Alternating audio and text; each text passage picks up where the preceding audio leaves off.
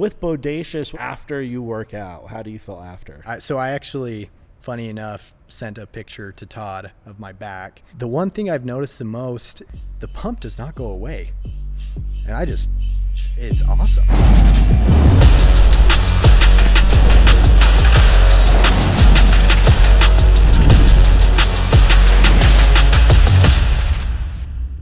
Hey guys, welcome to the No Bullshit, Just Bullfit podcast.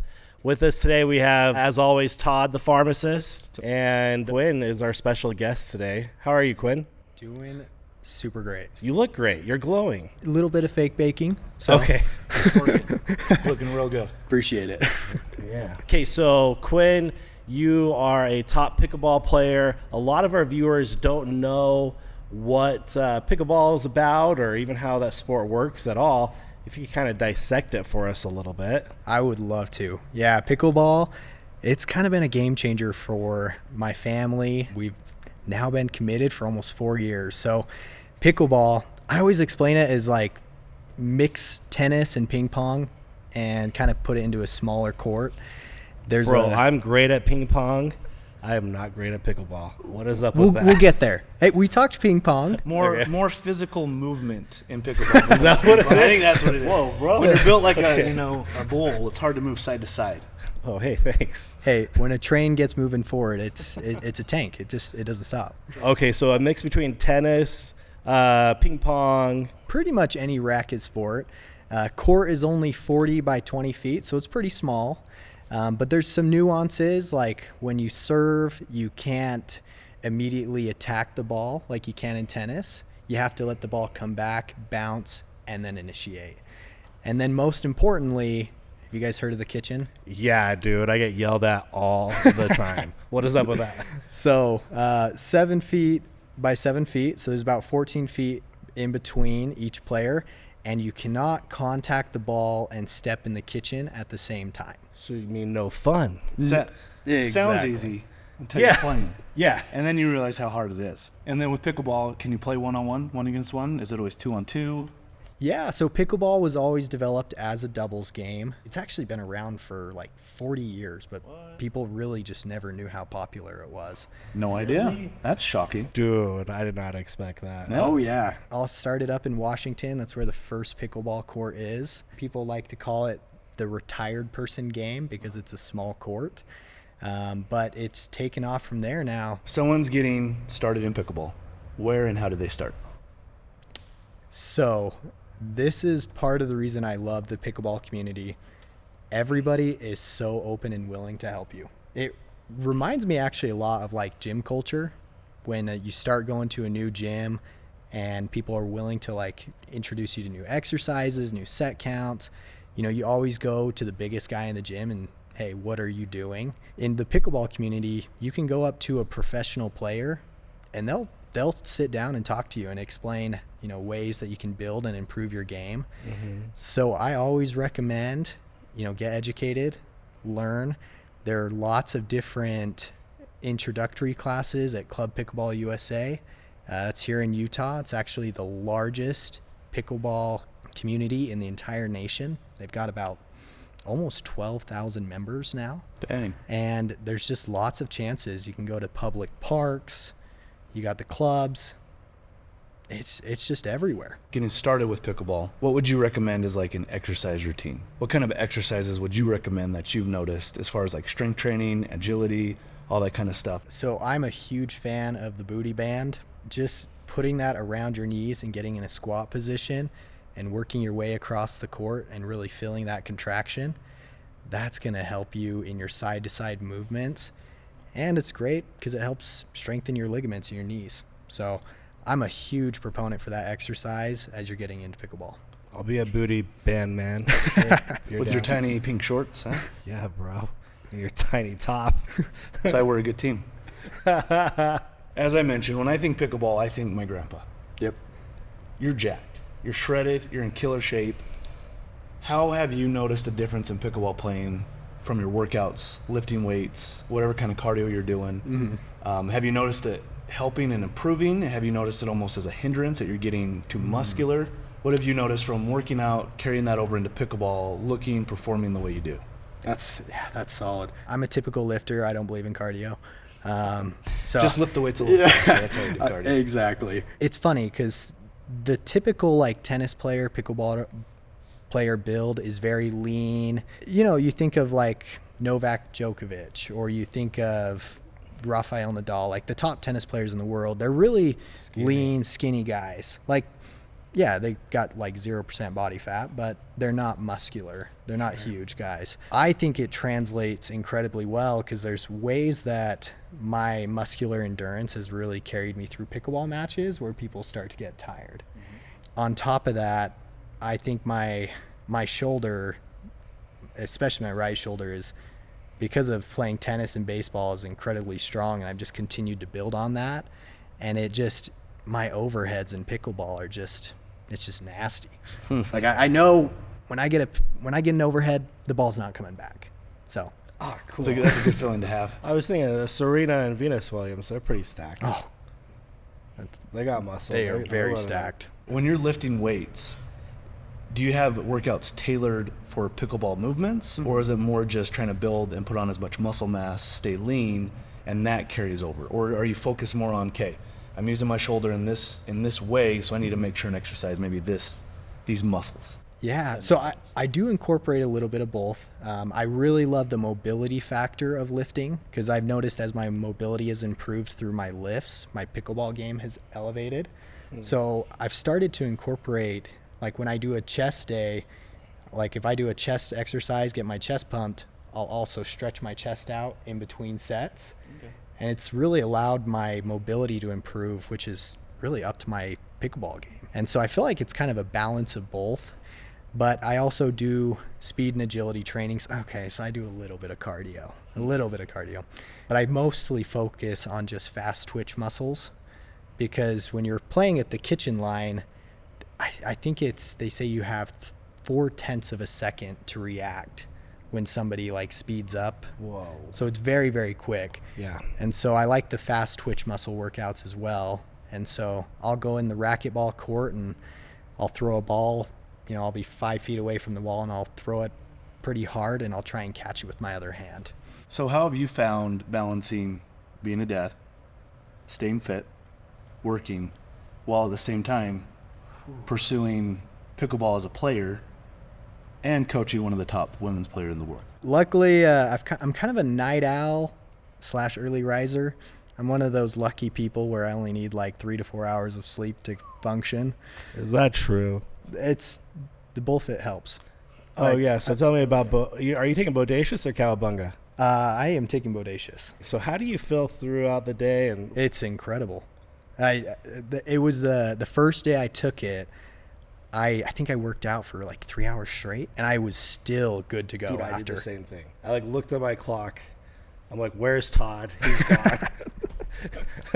No, but no, really, like 3 hours. I did the exact same thing. Yeah. I felt like it was 1 hour. What's impressed me the most about Bodacious is it has 250 milligrams of caffeine, but I only use half a scoop. And it can still carry me throughout any workout, no problem. With Bodacious, what are you noticing after you work out? How do you feel after? Oh my goodness. So I actually, funny enough, sent a picture to Todd of my back. Because I was a lucky man that day. It was a crazy back pump. And the one thing I've noticed the most, and maybe this is the lifter in me, the pump does not go away. And it's awesome. Like it carries me throughout the rest of the day and I feel great. Yeah, it's next level. Okay, so you felt the pump the whole day. Did you feel like, where was your mind at the rest of the day? As like being like focused and everything. Yeah. Yeah, it keeps me locked in. Kind of a game changer that way. Yeah, I gotta ask, how did you guys come up with a pre-workout that has no artificial flavors? In fact, I got my brother-in-law hooked on Bullfit mainly because you guys have no artificial sweeteners. He actually, from some of the pre-workouts he was taking, it was because of the artificial flavors and the sugars, it was actually attacking his kidneys. Oh, no. And so he had to stop taking those pre-workouts, and your guys' is clean. And so it's actually one of the first pre-workouts he's been able to take for almost 2 years. All the natural ones, they tasted like garbage. We just found a way to make it so ours doesn't taste like garbage, and you get everything you need. Only all natural one that I know of that I've ever taken that hits great like that. And With all these artificial sweeteners, colors, dyes, we've known it wreaks havoc on the gut. Yeah. Like, we've known this for quite a while, and we've learned that these artificial sweeteners can actually cause what we call fake insulin spikes. So one of the whole reasons why we switched to artificial sweeteners was to not get those insulin spikes, which makes us less sensitive to sugar and how we respond to it. And that's ultimately what diabetes comes down to, is your inability to respond to sugar. But now that we started noticing we're getting these fake insulin spikes, it's causing sugar cravings. More recent studies came out on sucralose, which is in almost anything, supplement-wise, anything that's 0 calorie or 0 sugar, how it's actually damaging the DNA found in rodents and in vitro, so on test tubes. And so, steering away from that, we were able to go to our facility where they pulled out all the natural sweeteners, and we got to taste each individual sweetener to see what it tasted like on its own. And then he was able to pull some of these natural flavors in and mix them together, and so it was really just a trial and error. He would throw in a little bit of this sweetener with a little bit of this flavoring, and then we taste it and see, got our results. yeah, we have an award-winning taster on our crew here. So yeah, He can distinguish between acidity and sweetness really, really well. It was one of the funnest processes to making a supplement, was to actually go through and see, oh, this is what monk fruit tastes like, this is what stevia tastes like, this is what sucralose tastes. I mean, we tried the artificial stuff as well. We tried it mixed with artificial sweeteners. We tried it mixed with all natural sweeteners. So we were able to really play around with the different flavors, the different type of sweetness, bitterness, acidity.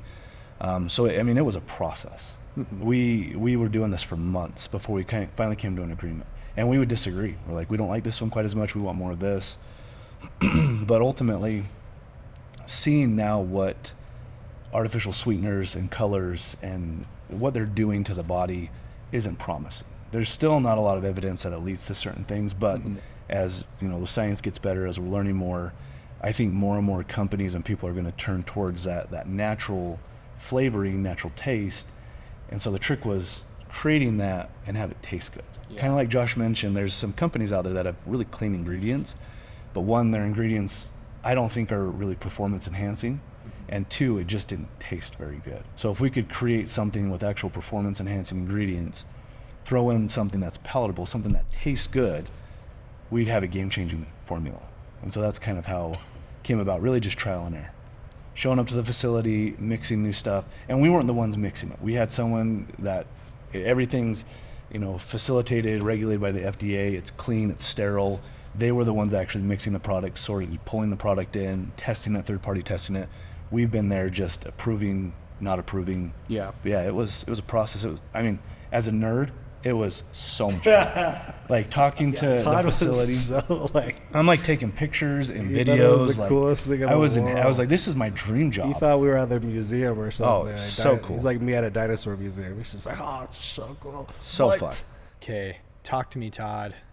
Because I've looked at, when I was looking at the recipe or your formula, you got black pepper extract, pink Himalayan. Where did you come up with this? So luckily, people have been making supplements for so long now. There's so many studies done. There's so much literature. One of the crazy things we did was we pulled ingredients that have been tried and tested for years. Yeah. There's nothing on there that you read and it's like, oh, there's some people that are unfamiliar, but there's nothing on there that's like, oh, wow, this is a brand new ingredient with a lot of promise to it. All of our ingredients have been tried and tested. They're old school ingredients. And so based off of supplements that I've taken over the years, based off of things that, I've read and learned about, based off things we've discussed as partners, what we wanted to see in a supplement. And then the biggest thing is actually how we felt on it. Yeah. One thing that people don't see is, we'd have bags of this for months that we were just trying to take on a regular basis to see how we would feel. And a lot of these ingredients are ingredients that I would buy individually, and I'd mix them with just a regular base pre-workout. So ingredients that I was familiar with, a lot of literature on that had shown a good safety profile, while at the same time having some effectiveness. That's kind of where we came up with this formulation. There were actually more ingredients originally that we slowly pulled out as we were trying it. Do we actually feel a difference? Do we actually notice a difference? and is there as much literature as far as safety goes with some of these other ingredients? There's a ton of great ingredients found in pre-workouts. We've just found that this formulation at this dosing, not only do you perform well, but you feel really good. And as I've mentioned before, as a pharmacist, like that safety profile is really big for me. I want you to be able to take it, I want you to be able to perform well, but at the same time, if you're taking prescription medications, if you're taking herbal supplements over the counter, it's safe to take just generally across the board with just about anything. That's incredible. You know, you guys have been doing this now for almost a year. We're coming up in a year in April. What's the 10-year plan? In the future, we're going to have about 20 different supplements. My end goal, coming from the more formulation side, is you start your day with Bullfit, middle of the day you take Bullfit, and then you end your day with Bullfit. There's not going to be any reason to go to another supplement company. Mm-hmm. And so, you know, without giving too much away, that should put into perspective what we should have. Is when you open up your cabinet at home, there's one brand in your cabinet, and that's Bullfit. You know that it's made in a facility that's regulated. You know it's been third-party tested 2 times when the ingredients arrive, and after it's mixed together to make sure 1, purity is on point, and 2, every single scoop is consistent. You know it's safe, you know it's healthy, you know it's effective. Gosh, I think within 4 years, it'll be a household name. People will love the brand, they'll trust the brand, they're going to see results from the brand, they're going to feel good. And when you go into people's homes and you look in their kitchens, you'll be seeing Bullfit more than any other logo. Well, Quinn, thank you so much for being on the podcast. We've enjoyed it so much. We've learned so much about pickleball. And let's ask you, before we sign off, where can people find you? How can they learn about you? Maybe catch you at pickleball? Do you have an Instagram? Do you have a Twitter? Ooh, right on. Yeah, I actually post a lot of pickleball content. q_wilson.pb Instagram. Also on Facebook, Quinn Wilson. If you catch me at the club, come say hi.